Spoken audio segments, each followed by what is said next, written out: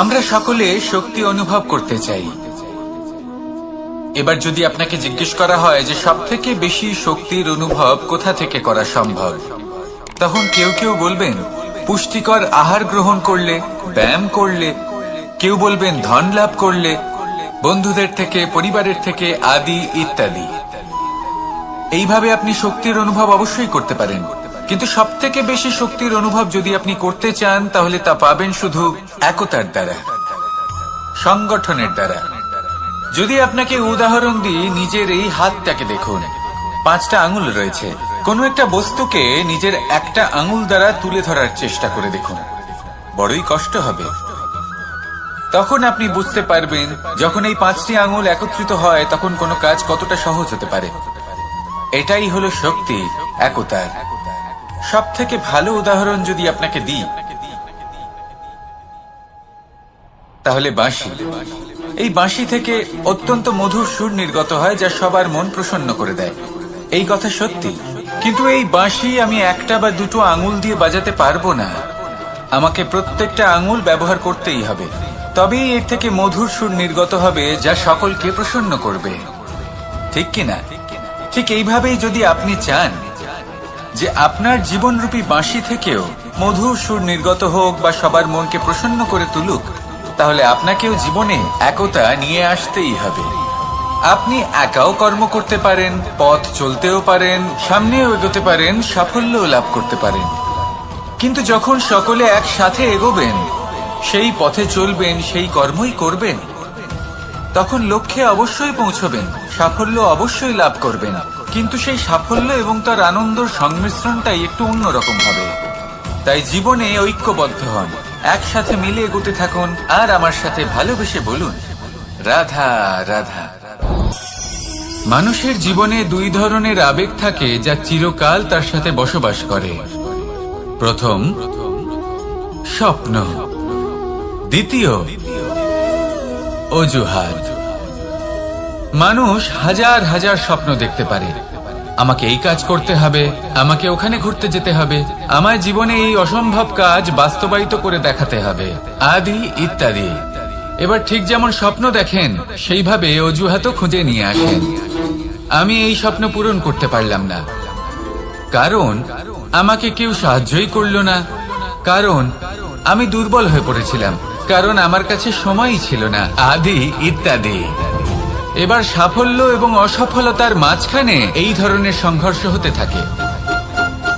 সাফল্য তখন লাভ করা সম্ভব যখন আপনার স্বপ্ন আপনার অজুহাতের থেকে অনেক বড় হয়, আর অসফলতা তখন পাবেন যখন আপনার অজুহাত আপনার স্বপ্নের থেকে অনেক বড় হয়। আপনি যদি সাফল্য লাভ করতে চান তাহলে চেষ্টা করতে থাকুন, পরিশ্রম করুন। যদি অসফল হন তাহলে ভয়ভীত হওয়ার কোনো প্রয়োজন নেই। নিজের ভুল বুঝুন, তাকে শুধরে নিন, আবার চেষ্টা করুন। কিন্তু যদি নিজের জীবনে অজুহাত নিয়ে আসেন তখন স্বপ্ন কখনো পূরণ হবে না। আসুন আমার সাথে ভালোবেসে বলুন রাধা রাধা। আমার জীবনে পরিচয় হয়েছে অনেক ব্যক্তির সাথে, ভিন্ন ভিন্ন ধরনের মানুষ। এনাদের সাথে আলাপ হয়ে খুব ভালো লেগেছে, অনেক শিক্ষাও লাভ করেছি। আমি তাদের সাথেও আলাপ করেছি যারা অনেক উচ্চ স্তরে পৌঁছে গেছেন, আবার তাদের সাথেও যারা নিজেদের জীবনে বিশেষ কিছু করতে পারেননি। তাদের সাথেও পরিচয় হয়েছে যারা সফল, আবার তাদের সাথেও যারা অসফল। এবার এই সবই একই রকম মনে হয়। এদের মধ্যে পার্থক্য শুধুই মানসিকতার। যখনই কোনো অসফল ব্যক্তির সাথে পরিচয় হয়েছে তখনই দেখেছি তাদের কাছে সবসময় একটা অজুহাত রয়েছে যে কেন তারা সফল হতে পারেননি। কখনো তারা দোষ দিয়ে থাকেন তাদের ভাগ্যকে, তাদের পরিস্থিতিকে, দোষারোপ করতে থাকেন তাদের মাতা পিতাকে, আত্মীয়দের, বন্ধু বান্ধবদের। কোনো না কোনো অজুহাত সবসময় এদের কাছে থাকে যে কেন তারা সফল হতে পারেননি। সেখানেই যখন সফল ব্যক্তির সাথে পরিচয় হয় তাদের কাছে সবসময় একটা কারণ থাকে যে কিভাবে এই সমস্যাগুলির ঊর্ধ্বে উঠে সাফল্য লাভ করা যায়। আর সেই কারণ হলো যে যাই হয়ে যাক না কেন সাফল্য লাভ করতেই হবে। যতই সংঘর্ষ করতে হোক না কেন, যতই সমস্যা আসুক না কেন, সফল আমাদের হতেই হবে। এটাই পার্থক্য মানসিকতার। সত্যি কথা বলতে আপনার আজকের এই মানসিকতা হলো আপনার আগামী ভবিষ্যতের ইমারতের ভিত। এই মানসিকতা যতটা প্রবল হবে, যতটা শুভ হবে, আপনার ভবিষ্যৎ ততটাই বিশাল এবং সুন্দর হবে।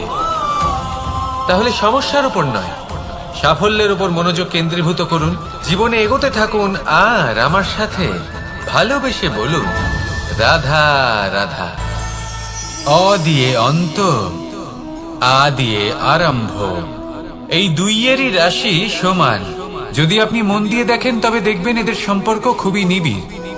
কিভাবে? যখন কোনো কিছু শুরু হয় এটা নিশ্চিত হয়ে যায় যে তা সমাপ্তও হবে। আরম্ভই যদি না হয় তা সমাপ্তও হবে না। যা আরম্ভ হয়েছে তার সমাপ্তি হলো অবশ্যম্ভাবী। এটাই হলো প্রকৃতির নিয়ম, একে এড়ানো যায় না। এবার এই কথা আমরা সকলে জানি। এবার মানুষ কি ভাবে যে সমাপ্তির পরে কি হতে পারে, এর উত্তর তাদের কাছে নেই। তাদের উচিত অন্য কোনো বিষয় ভাবা যা বেশি গুরুত্বপূর্ণ। এবার মানুষ এটা জানে না যে মৃত্যুর পরে কি হতে পারে, কিন্তু এই কথা অবশ্যই জানে যে জন্ম থেকে মৃত্যু পর্যন্ত এই সময়, যাকে আমরা জীবন বলে থাকি, এই সময় আমরা কর্ম করতে পারি। এই কথা তো আমরা জানি। তাহলে এমন কি কর্ম করা যেতে পারে যা আমাদের সমাপ্তির পরও আমাদের প্রাসঙ্গিক করে রাখতে পারে, এই বিষয়ে ভাবা উচিত। যে জন্মগ্রহণ করেছে তার মৃত্যু হবেই, এটা সাধারণ বিষয়। কিন্তু ইতিহাস আজও সেই সকল মানুষজনকে স্মরণ করেন যাদের এই সংসার তাদের মৃত্যু নয়, বরং তাদের জীবনকালে যে কর্ম তারা করেছেন তার দ্বারা মনে রাখেন। সেই কর্মের কারণে এই সংসারে তাদের নাম, তাদের কর্ম, তাদের ব্যক্তিত্ব, তাদের কীর্তি অমর হয়ে থাকে এবং থাকবে। আপনার কাছে এতটা সময় নেই যতটা আপনার মনে হচ্ছে আপনার কাছে আছে। সেই জন্য যত শীঘ্র সম্ভব শ্রেষ্ঠ কর্ম করুন, যতটা পারবেন ততটা অধিক সুকর্ম করুন। এই সংসারে নিজেকে অমর করে তুলুন আপনার মৃত্যুর পরেও। আর আমার সাথে ভালোবেসে বলুন রাধা রাধা। দীপাবলি আমাদের সবথেকে বড় উৎসব। শ্রীরাম রাবণকে পরাস্ত করে 14 বছরের বনবাস কাটিয়ে আবার অযোধ্যায় ফিরে এলেন অমাবস্যার রাত্রে। অযোধ্যায় সবাই খুব প্রসন্ন ছিলেন, খুবই উৎসাহিত ছিলেন। অযোধ্যায় সহস্র প্রদীপ প্রজ্বলিত করা হয়েছিল এই উৎসবে। একে আমরা দীপাবলি বলে থাকি। এবার এই বিষয়ে আমরা সকলে জানি। আপনি কি এটা জানেন যে শ্রীরাম বাস্তবে অমাবস্যার এক রাত আগেই অযোধ্যায় পৌঁছে গেছিলেন? সবার সামনে অমাবস্যার রাতে এসেছিলেন। এর কারণ কি? শ্রীরাম প্রমাণ করতে চেয়েছিলেন যে যে কোনো সময়, দিন হোক বা রাত, শুভ বা অশুভ হয় না। শুভ অশুভ কিছু থাকলে তা হলো মানুষের চিন্তা, তার ভাবনা, তার নির্বাচন আর তার কর্ম। নিজেই দেখে নিন, শ্রীরাম শুভ কাজ করে ফিরেছিলেন এবং অমাবস্যার মতো গভীর এক রাত্রিকেও দীপাবলিতে পরিবর্তিত করেছিলেন। এমনটাই যদি আমরা করতে পারি, তাহলে এমন কোন গৃহে যান যেখানে অসহায় ব্যক্তি রয়েছেন, যা অন্ধকারাচ্ছন্ন, আর সেখানে প্রকাশ প্রজ্বলিত করুন। প্রকাশ সহায়তা, প্রেরণা, আশার। যদি এমন কিছু আমরা করতে পারি তাহলে তাকে প্রকৃত অর্থে দীপাবলি বলা যেতে পারে। তাহলে নিজের পরিবারের সাথে দীপাবলি পালন করুন। আপনাদের শুভেচ্ছা জানাই। আসুন আর আমার সাথে ভালোবেসে বলুন রাধা রাধা। কোনো এক সময়ের কথা, একজন জেলের একটা ছোট্ট পুত্র ছিল। সে ভাবল যে আমি আমার বাবার মতোই মাছ ধরব। তখন সে একটা লাঠি নিল, তাতে দড়ি বাঁধল, আর সেই দড়ির মুখে যে কাঁটা বিঁধে থাকে তাতে চারা ঝুলিয়ে জলে ফেললো আর বসে থাকলো। কিছু সময় পরে জলে একটি তরঙ্গ দেখা গেল। ও বুঝতে পারলো খুব বড় একটা মাছ ফাঁদে পড়েছে। ও বল প্রয়োগ করলো, সেটা টানার চেষ্টা করলো। মাছও বল প্রয়োগ করলো, আর শেষে যেটা হলো সেই দড়ি ছিঁড়ে গেল আর মাছ বেঁচে পালিয়ে গেল। দেখুন, ও অনেক চেষ্টা করলো কিন্তু অসফল হলো। কখনো অধিক বল প্রয়োগ করলো, আবার কখনো কম বল, কিন্তু কিছুতেই সফল হলো না। ও পঞ্চমবার প্রচেষ্টা করলো, না বেশি বল প্রয়োগ করলো না কম, ততটাই বল প্রয়োগ করলো যতটা পর্যাপ্ত, ঠিক ততটাই বল যতটা বল সেই মাছ প্রয়োগ করলো। আর শেষ পর্যন্ত জীবনে প্রথমবার ও মাছ ধরতে সফল হলো। এবার এই কথার সারমর্ম কি? ভারসাম্য। এটাই হলো জীবনের সবথেকে বড় নিয়ম। আমাদের সবার জীবনে সমস্যা রয়েছে, কখনো মন দিয়ে ভেবে দেখবেন, জীবনে যদি কোনো ক্ষুদ্র সমস্যা বা ছোট সমস্যা থাকে আর সেটা সমাধান করার জন্য আপনি বেশি চেষ্টা করছেন, তাহলে তার দ্বারা সমাধান হয় না, বরং আরো বিপদ বেড়ে যায়। যখন কোনো বড় সমস্যা থাকে আর আপনি কম চেষ্টা করতে থাকেন, তখন সমাধান হয় না, তা চলতেই থাকে। শুধু এটাই হলো ব্যাপার, জীবনের সমস্ত সমস্যার একটা ভারসাম্য বজায় রাখা। যদি এটা আপনি শিখে ফেলতে পারেন, জীবনটা আপনার হাতের মুঠোয় থাকবে। আসুন আমার সাথে ভালোবেসে বলুন, রাধা রাধা। আপনি কখনো কোনো বাজকে নিজের বাসা বানাতে দেখেছেন? এই বাজ যখনই কোনো বাসা বানায় তখন উঁচু গাছের ডালে বা কোনো পর্বতের শিখরে বাসা বানায়, অনেক উচ্চতায়, আর সেখানে তার সন্তানও জন্মগ্রহণ করে।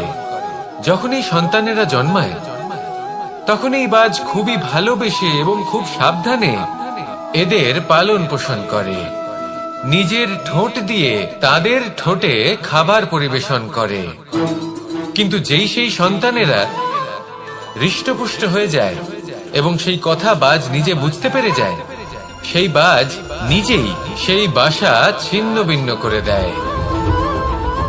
সেই সন্তান যাদের সবেমাত্র ডানা গজিয়েছে, কিভাবে উঠতে হয় তারা জানে না, সেই সন্তানগুলিকে উচ্চতা থেকে ঠেলে দেয়।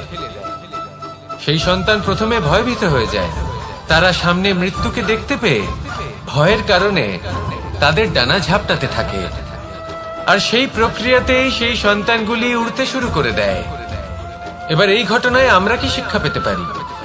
এটাই, যদি আপনি মাতা পিতা হন তাহলে নিজের সন্তানকে অবশ্যই স্নেহ করুন, কিন্তু তাদেরকে নিজের আঁচলের তলায় বেঁধে রাখবেন না। যদি আপনি চান আপনার সন্তান জীবনে উন্নতি করুক, তাহলে নিজের মুঠো থেকে তাদের স্বতন্ত্র করে দিন, এই সংসারে সংঘর্ষ করতে দিন। সেই সন্তান নিজেই বুঝতে পারবে যে জন্মের সময় পাওয়া ডানা কি করে ব্যবহার করতে হয়। আর আপনার চোখের সামনে আপনার সন্তান এই আকাশে উড়তে থাকবে। তাহলে আসুন আমার সাথে ভালোবেসে বলুন, রাধা রাধা। কখনো কোনো চাতককে দেখেছেন? একটা চাতক বর্ষার জন্য অপেক্ষা করে, সেই বর্ষার জলে নিজের তৃষ্ণা নিবারণ করে, নয়তো সারা বছর তৃষ্ণার্ত থেকে যায়। ও আকাশের দিকে তাকিয়ে থাকে আর অপেক্ষা করে যে কবে বর্ষা হবে আর কবে আমি আমার তৃষ্ণা নিবারণ করব। সেখানে অন্যদিকে একটি কাক বা একটা পায়রা, এরা কি করে? যেখানে জল পায় পান করে নেয়, যেখানে খাবার পায় খেয়ে নেয়, আত্মীয় স্বজন বন্ধু বান্ধব যাকেই পায় তার সাথে সময় কাটায়, খাবার খায় আর চলে যায়। এবার এদের মধ্যে মিল কোথায় আর পার্থক্য কোথায়? দুজনের কাছেই ডানা রয়েছে, দুজনেই উড়তে পারে। এই আকাশ হলো ওদের, খাবারের দানা ওদের। পার্থক্য হলো তাদের অভিলাষায়, পার্থক্য হলো তাদের আকাঙ্ক্ষায়, পার্থক্য জীবন যাপনের ধরনের। এবার যত বেশি আকাঙ্ক্ষা থাকবে, যত দামি জীবন যাপন করার ইচ্ছে থাকবে, তত বেশি কষ্ট আপনাকে সহ্য করতে হবে। আবার অন্যদিকে জীবন যত সরল হবে, জীবন যাপন যত সরল হবে, সমস্যা ততটাই কম হবে। তাই সবসময় চেষ্টা করবেন আপনার মানসিকতা এবং আপনার জীবন যেন সরল হয়। ভালোবাসতে থাকুন। যদি কেউ আপনাকে ভালোবাসে, তাকেও আপনি ভালোবাসা ফিরিয়ে দিন। তাদের সাথে কথা বলুন, কিছু তাদের কথা শুনুন, কিছু নিজের কথা বলুন। দেখবেন সকল তাপ উত্তাপ দূর হয়ে গেছে। এটাই তো হলো জীবনের সারমর্ম। তাই প্রেমে থাকুন, ভালোবাসুন, আর ভালোবেসে আমার সাথে বলুন, রাধা রাধা। একবার একজন সাধক ওনার শিষ্যদের একটা কাজ দিলেন।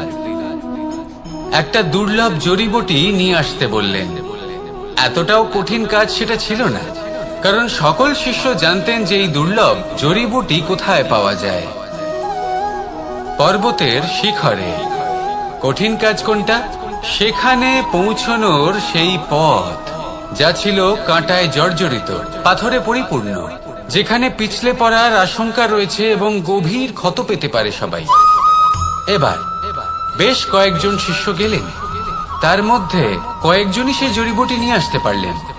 কারণটা কি ছিল? কিছু শিষ্যের মনোযোগ ছিল শুধুমাত্র লক্ষ্যের দিকে, অর্থাৎ পর্বতের সেই শিখরে। কিছু শিষ্যের মনোযোগ ছিল পথের এই সংকটগুলির ওপর। কিছুজন নিজের সমস্ত মনোযোগ, সমস্ত শক্তি কেন্দ্রীভূত করলেন শুধুমাত্র লক্ষ্যের দিকে। বাকিরা মনোনিবেশ করলেন এই সংকটের থেকে নিজেকে বাঁচাতে।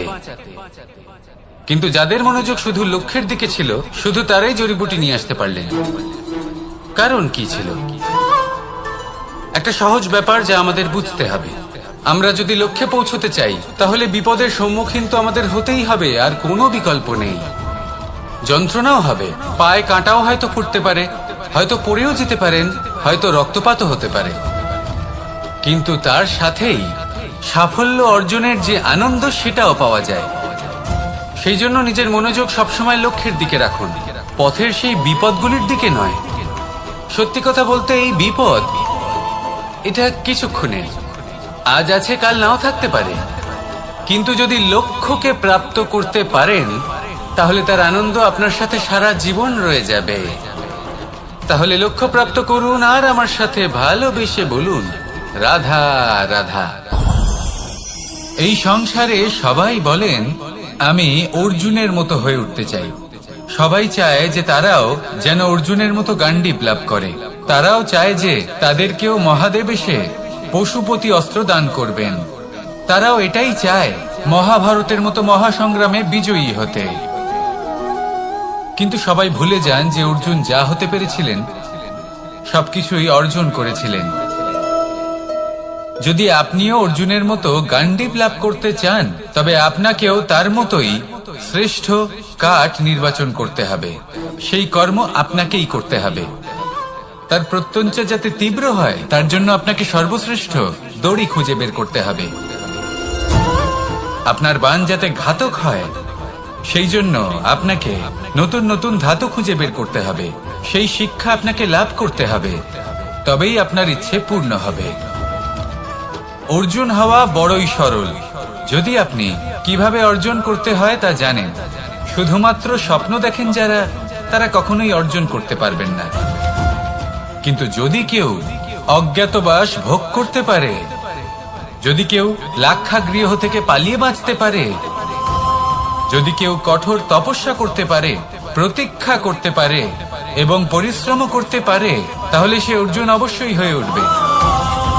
যদি আপনি অর্জুন হয়ে উঠতে চান, তাহলে কর্ম করতে শিখুন আর আমার সাথে ভালোবেসে বলুন, রাধা রাধা। বিগত দিনের কিছু কথা মনে পড়ে গেল। এক অদ্ভুত ঘটনা যা অমূল্য শিক্ষা দিয়ে যেতে পারে। বিষয় হলো যক্ষের সাথে যুধিষ্ঠিরের কথোপকথন।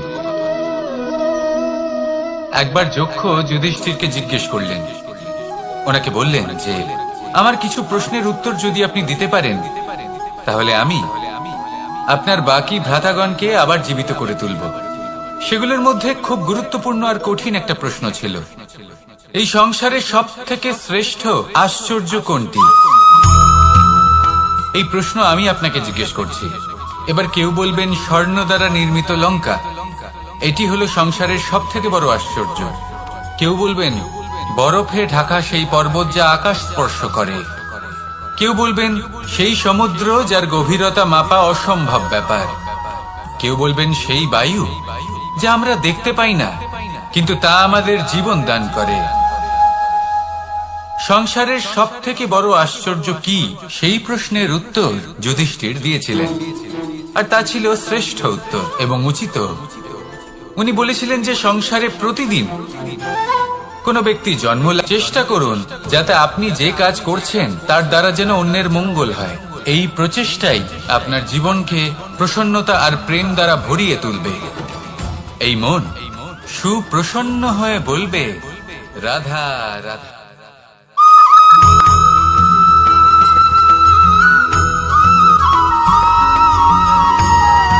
অন্ধকারাচ্ছন্ন রাত্রি যদি এসে থাকে, তাহলে আলোকিত প্রকাশ নিয়ে সূর্যও অবশ্যই আসে।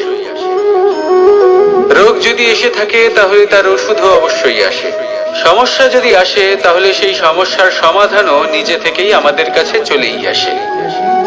এই সংসার, এই জীবনের শুধুমাত্র একটাই নিয়ম আছে, আর তা হলো এটাই, এই সংসার হলো একটা চক্রের মতো। এতে শাশ্বত বলে কিছু নেই, নিত্য বলে কিছু নেই, আর যা কিছুই রয়েছে সব বদলাতে চলেছে।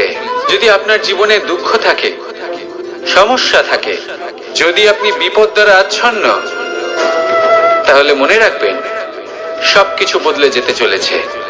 দুঃখের সময় কাঁদবেন না, মনকে আরো দুঃখী করে তুলবেন না, কারণ এখানে যা কিছুই এসেছে তা যাওয়ার জন্যই এসেছে। তাহলে এত চিন্তা কিসের? আনন্দ সহকারে জীবন যাপন করুন, আর আমার সাথে ভালোবেসে বলুন, রাধা রাধা। যদি কোনো সিংহ বানরের মতো গাছে চড়তে চেষ্টা করে, তাহলে কি হবে? একটা মাছ যদি মাটিতে হাঁটতে চেষ্টা করে, তাহলে কি হবে? তারা বিফলই হবে। কিন্তু এরকম কেন হয়? তার কারণ হলো প্রকৃতির রচনা কিছুটা এরকম। এখানে প্রত্যেকটি ব্যক্তিকে, প্রত্যেকটি প্রাণীকে আলাদা আলাদা গুণের অধিকারী করা হয়েছে, এবং সকলকে একটা সীমাও প্রদান করা হয়েছে। এবার এই যে বৃক্ষ, পশু, পাখি, এদের মধ্যে সেই ক্ষমতাই নেই যে এরা নিজেদের যাচাই করতে পারবে, নিজেদের সীমাগুলো বুঝতে পারবে, নিজেদের সদ্গুণগুলো চিনতে পারবে। এরা সেটা করতে পারবে না। কিন্তু মানুষ তো আলাদা। মানুষের কাছে সেই বিশেষ শক্তি আছে যে তারা পূর্ণরূপে নিজেদের যাচাই করতে পারবে, নিজেকে পূর্ণরূপে বুঝতে পারবে, নিজের দোষ, নিজের অপগুণ, নিজের সদ্গুণ, নিজেদের সীমাগুলো তারা বুঝতে পারবে। আর এটা অত্যন্ত গুরুত্বপূর্ণ। কথায় আছে যে যদি সাফল্য লাভ করতে হয়, তাহলে নিজেকে যাচাই করে নিতে হবে। তাই নিজেকে যাচাই করুন, নিজের সাথে পরিচিত হয়ে যান, এবং জীবনে কর্ম করতে থাকুন। সাফল্যের শিখরে অবশ্যই পৌঁছে যাবেন। আর ওখানে যদি যান, তাহলে এই মন প্রসন্ন হয়ে অবশ্যই বলবে, রাধা রাধা। বনের মধ্যে যদি আপনি কোনো বিষাক্ত সাপ দেখেন, তাহলে কি করবেন? আপনি তখনই তার থেকে দূরে পালাতে চেষ্টা করবেন। আর এটা কেন করবেন? নিজের রক্ষার্থে। এই কথা আমি নয় মেনে নিলাম, কিন্তু নিজের জীবনে এটা করেন না কেন? আপনি যেখানেই যান, যে স্থানেই যান না কেন, প্রত্যেক সময়, প্রত্যেক মুহূর্তে এমন বিষাক্ত সাপ আপনি অবশ্যই খুঁজে পাবেন। আর সেই সাপ নয় যাদের আপনি বনে খুঁজে পাবেন, এরা হলো সেই সাপ যা আপনাকে পাপ করতে বাধ্য করবে। আপনার অন্তরের বাসনা, ক্রোধ, অহংকার, লোভ, ঈর্ষা, এদের বৃদ্ধি ঘটাবে। দেখুন, বনের এই সাপ আপনাকে একবার ছেড়ে দিতেও পারে, ছোবল নাও মারতে পারে, কিন্তু এই যে পাপরূপী সাপ আছে, তা অবশ্যই ছোবল মারবে। কর্ম যদি করেন, তাহলে অবশ্যই ফল পাবেন। সেই জন্য যখনই কোথাও যাবেন, যদি এমন কাউকে দেখেন, যদি এমন কিছু দেখেন যে আপনাকে পাপ করতে বাধ্য করছে, তাহলে সেই মুহূর্তে সেখান থেকে পালিয়ে যান। যেমন বনের সাপ দেখে আপনি পালাতে থাকেন। সৎকর্মের রক্ষা অত্যন্ত আবশ্যক। আসুন আর আমার সাথে ভালোবেসে বলুন, রাধা রাধা। মনুষ্য জীবনের সব থেকে বেশি গুরুত্বপূর্ণ বিষয় হলো মনের একাগ্রতা। এই সংসারের যে কটি মহান কার্য সম্পাদন হয়েছে, তা হলো মনের এই একাগ্রতার একমাত্র ফল। আপনি অবশ্যই দেখে থাকবেন, অনেক ছোট বড় নদী যা বয়ে চলে, তাদের সামনে একটা বাঁধ নির্মাণ করা হয় সেই সব নদীর জল সঞ্চয় করতে। বাঁধ হয়ে গেলে প্রয়োজন মতো বা মনের ইচ্ছে মতো তাকে ব্যবহার করা সম্ভব। এবার এটাই আমাদের মনের সাথেও সম্ভব। আমাদের মনের একাগ্রতা আজকের দিনে দাঁড়িয়ে বিভিন্ন ধরনের বিকার, ক্রীড়া এবং ভোগের মধ্যে ভাগ হয়ে গেছে। একে একত্রিত করতে হবে, একটা বাঁধ নির্মাণ করতে হবে, কর্মের বাঁধ। আপনাকে শুধু এটাই করতে হবে, যেটা উচিত কর্ম সেটাই করুন, যেটা অনুচিত কর্ম সেটা করা থেকে নিজেকে বিরত রাখুন। ব্যাস, এই কাজটাই আপনি করতে থাকুন, মনের মধ্যে একাগ্রতার বাঁধ নির্মাণ করুন। আর একবার যদি তা নির্মাণ হয়ে যায়, তাহলে যখন চাইবেন, যেখানে চাইবেন, যতটা চাইবেন, একাগ্রতা প্রয়োগ করতে পারবেন। আর একবার যদি আপনি এটা শিখে যান, তাহলে এই সংসারকে বদলে ফেলার মতো কাজ আপনি করতে পারবেন, সমাজকে শোধরাবার মতো কাজ করতে পারবেন। তাহলে এই মনকে একাগ্র করুন আর আমার সাথে ভালোবেসে বলুন, রাধা রাধা। আমরা সবাই ফল খাই, কিন্তু আমাদের সেই ফলই প্রিয় হয় যে পরিপক্ক হয়ে ওঠে, যেটা নম্র হয়, আর যে ফল অনেক বেশি মিষ্টি আর সুস্বাদু হয়ে থাকে, যাদের রঙে বাহার দেখা যায়। সেইভাবে জীবনে আমরা নানান মানুষের সাথে পরিচিত হই, কিন্তু সেই মানুষই আমাদের মন ছুঁয়ে যায় যারা বিনম্র স্বভাবের, যাদের বাণী খুব মধুর, যাদের অন্তরে আত্মবিশ্বাসের একটা তেজ, একটা রং দেখা যায়। এবার এমন ব্যক্তি আমরা কি করে হব? ঠিক সেইভাবেই যেমন একটা ফল রোদ, বর্ষা, শীত, বায়ু এই সকল সংকটময় পরিস্থিতির সম্মুখীন হয়ে পরিপক্ক হয়ে ওঠে, সেইভাবেই মানুষ সংকটময় পরিস্থিতির সম্মুখীন হয়ে পরিপক্ক হয়ে ওঠেন। যদি এই সংকটের সম্মুখীন হন, তাহলে অভিজ্ঞ হবেন, আর এই অভিজ্ঞতাই শিক্ষা দিয়ে যাবে। এই অভিজ্ঞতা আমাদের শিখিয়ে দেয় যে আমাদের বিনম্র থাকতে হবে, অহংকার করে কোনো লাভ নেই। মধুর বাণীর যে কি মূল্য তা আমরা শিখতে পারি। এই অভিজ্ঞতাই আমাদের বুঝিয়ে দেয় যে উচিত অনুচিত কোনটা, আমাদের দৃষ্টিভঙ্গি তৈরি করে, আর এই দৃষ্টিভঙ্গি দ্বারা আত্মবিশ্বাস জাগ্রত হয়। সেই জন্য জীবনে কখনো বিপদ থেকে দূরে পালাবেন না, সেগুলোর সম্মুখীন হন, অভিজ্ঞতা লাভ করুন, তার থেকে শিক্ষা লাভ করুন, এইভাবেই পরিপক্ক হবেন। আসুন আমার সাথে ভালোবেসে বলুন, রাধা রাধা। ধন সঞ্চয় করা সম্ভব, আর সেই জন্য ধন সব থেকে বেশি মূল্যবান সম্পত্তি নয়। এবার আপনি বলবেন, আমি কি বলছি? এই ধন খুব মূল্যবান, আমরা সকলে অর্জন করতে ব্যস্ত। সেটা এই কারণে, কারণ আপনারা জানেন না এই সংসারের সব থেকে বেশি মূল্যবান সম্পত্তি কি। এ হলো সেই সম্পত্তি যা কখনো সঞ্চয় করা সম্ভব নয়। আপনার কাছে যতই ধন থাকুক, তা দিয়ে আপনি স্বাস্থ্য লাভ করতে পারেন, বাড়ি কিনতে পারেন, আদি ইত্যাদি, কিন্তু আপনি যতই ধনী হন না কেন, ফেলে আসা দিনের একটা মুহূর্ত আপনি লাভ করতে পারবেন না। এই একটা মুহূর্ত, এই সময়, এটাই হলো সংসারের সব থেকে মূল্যবান সম্পত্তি। একবার চলে গেলে তা কখনোই ফিরে আসে না। আর এই মুহূর্ত যতই চলে যাক না কেন, আমরা স্মৃতির মাধ্যমে সেগুলি যাপন করতে পারি, তার আনন্দ উপভোগ করতে পারি।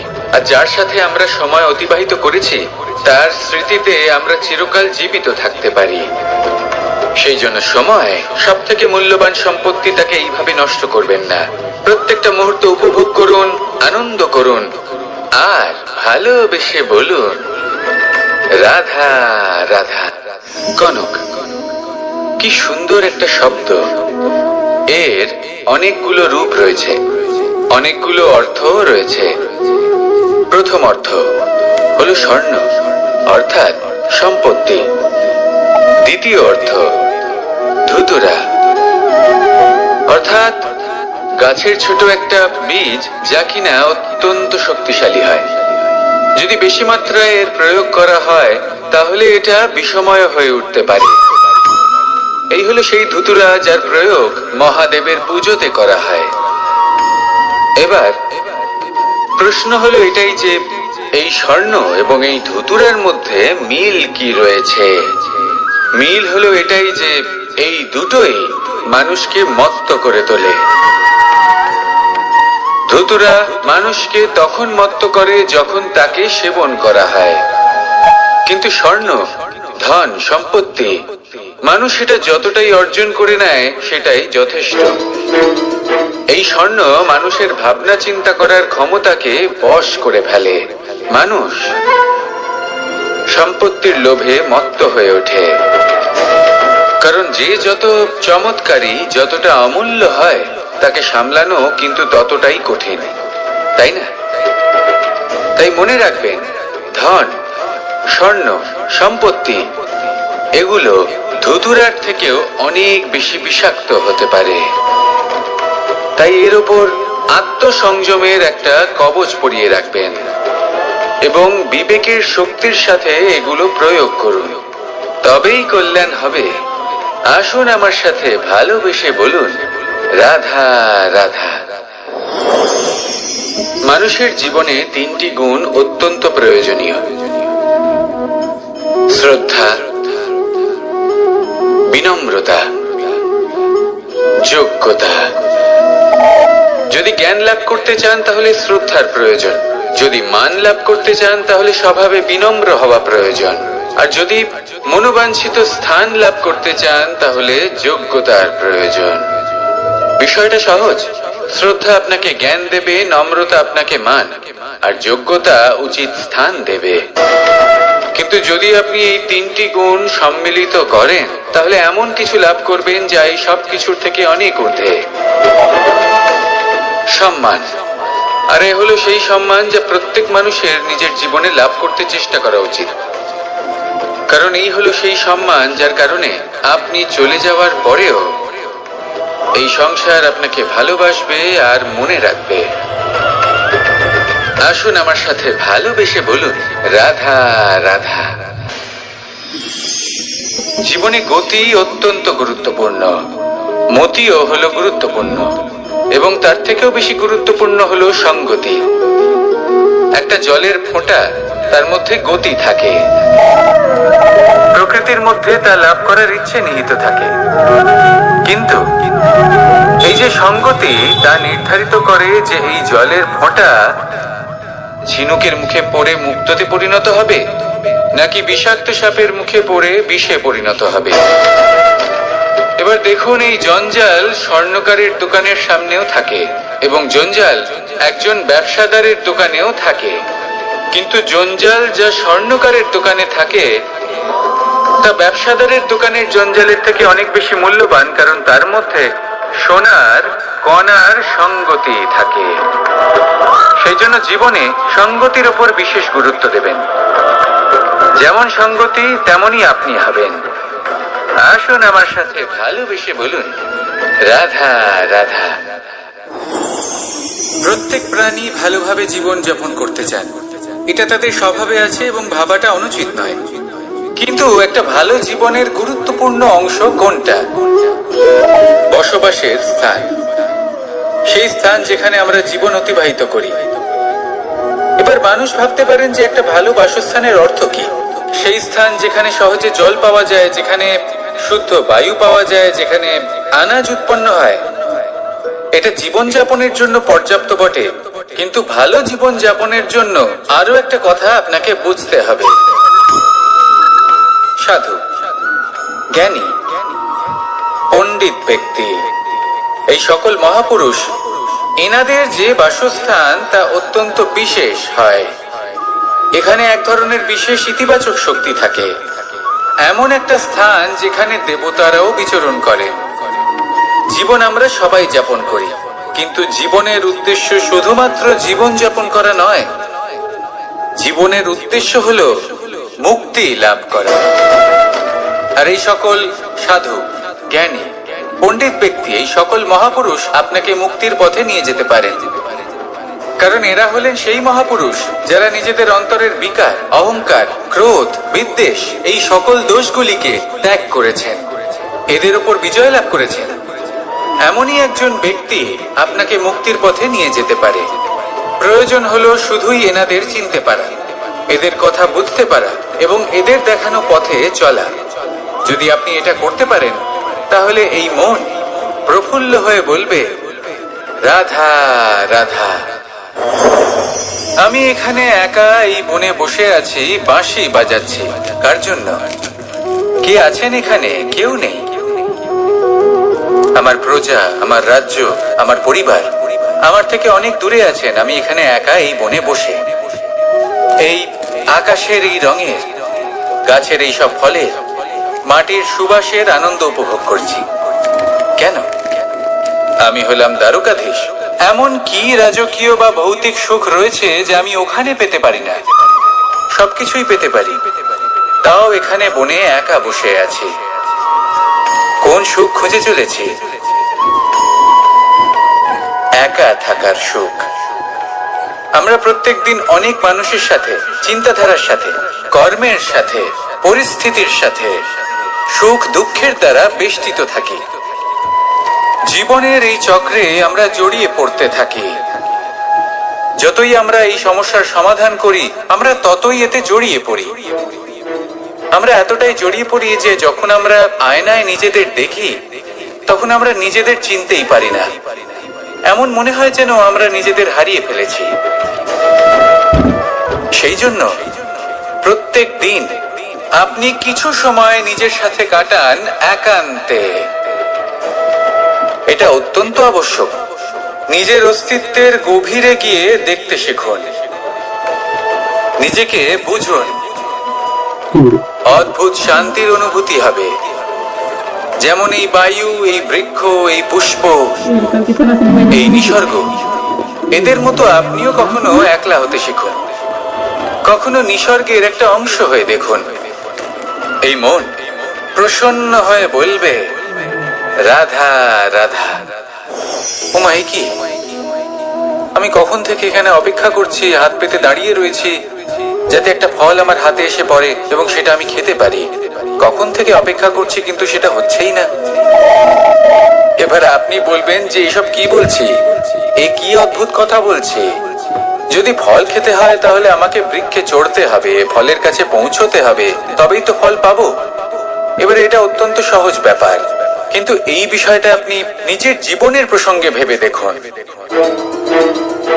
লক্ষ্য কোথায় আছে আপনি জানেন, সেই লক্ষ্যে পৌঁছানোর পথ কি সেটাও আপনি জানেন, সেই পথে চলার ক্ষমতাও আপনার রয়েছে, কিন্তু তাও আপনি নিজের লক্ষ্য লাভ করতে পারছেন না। কেন?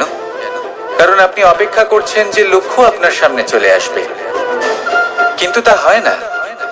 লক্ষ্য সে যাই হোক না কেন, ধন হোক, প্রেম হোক, কোনো সম্মান হোক বা মোক্ষ হোক, যদি আপনি তার দিকে অগ্রসর না হন, তাহলে ফল প্রাপ্তি অসম্ভব ব্যাপার।